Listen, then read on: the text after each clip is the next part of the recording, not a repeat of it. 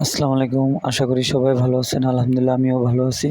এই যে ডাব দেখতেছেন বা নারকেল বলেন, এগুলো দিয়ে কি তৈরি করে আপনাদের ধারণা আছে? যদি থাকে তাহলে কমেন্ট করে জানাবেন। এই আমাদের বাংলাদেশে এগুলো দিয়ে সোফা তৈরি করে। আমরা যে সোফায় বসি বাসাবাড়ি, সেই সোফা তৈরি করে। কিন্তু জানেন আফ্রিকা এগুলো দিয়ে কী করে? দেখলে মনে হবে সেমাই তৈরি করতেছে। কিন্তু না, ভুল ধারণা। তারা এগুলো দিয়ে দড়ি বানায়। যেমন আমাদের পাট আছে, আমাদের বাংলাদেশে পাট, সেগুলো দিয়ে আপনার পাটের বস্তা, পাটের ব্যাগ বা পাটের দড়ি, তারা আফ্রিকায় এইগুলো দিয়ে দড়ি পাকায়, দড়ি বানায়। দেখেন এই যে দড়ি বানাচ্ছে এই যে মুরব্বি। কিন্তু আমাদের বাংলাদেশে কোন জেলায় এই নারকেলের জিনিস দিয়ে কাজ করে? যদি কেউ জেনে থাকেন তাহলে কমেন্ট করে অবশ্যই জানাবেন।